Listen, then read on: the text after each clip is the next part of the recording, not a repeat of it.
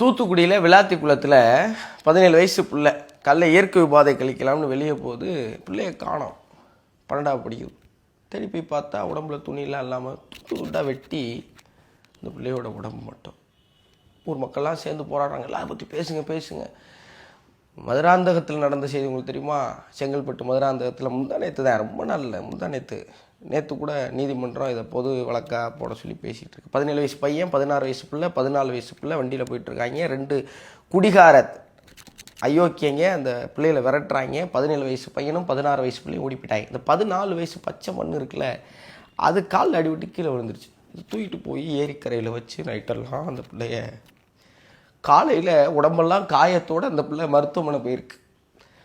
இப்போ அதில் ஒருத்தனை பிடிச்சிட்டதா மேல்மருவத்தூர் மகளிர் காவல் நிலையம் சொல்கிறாங்க. இதை பற்றி பேசுங்கன்னா ரத்தம் கொதிக்குது. என்ன பேச சொல்கிறீங்க? இப்போ கோயம்புத்தூரில் ஏர்போர்ட்டு பின்னாடி ஒரு பிள்ளைய மூணு கேவலம் கட்டவங்க அந்த பிள்ளைய கொடுமைப்படுத்தினா இல்லை, அவங்களுக்கு இப்போ நீதிமன்றம் என்ன தெரியுமா தண்டனை கொடுத்துருக்கு? வாழ்நாள் சிறை.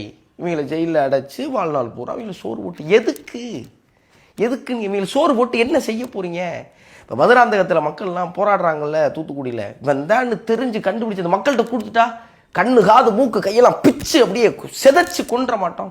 இப்போ அதை வீடியோ எடுத்து போட்டால் ஒருத்தனுக்கு பயம் வேண்டாமா? ஒரு பொம்பளை பிள்ளையை தொட போகிறோம், சின்ன பிள்ளையை தொட போகிறோம்னா பயம் வேண்டாமா? பயம் இல்லாமல் குடிச்சுட்டு இவங்களாம் தொடுறதுக்கு யார் அனுமதிக்கிறா? எப்படி அது வருது அந்த மனசு? தெரிஞ்சிச்சுன்னா நம்மளை சுக்கா பிச்சு கொன்றுவாயிலே அப்படிங்கிற பயம் வேண்டாம். பேசுறதுக்கு எப்படி ரத்தம் கொதிக்குது?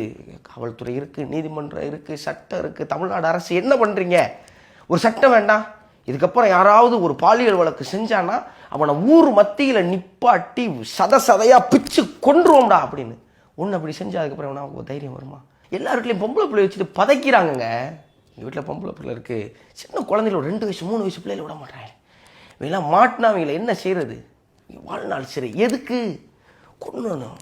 பொது வெளியில் வச்சு இன்னொருத்தன் நினச்சாலே அவனுக்கு துடிக்கிற மாதிரி ஒருத்தனை செஞ்சுட்டா அதுக்கப்புறம் என்ன செய்வானா? இப்படி தான் செய்யணும்.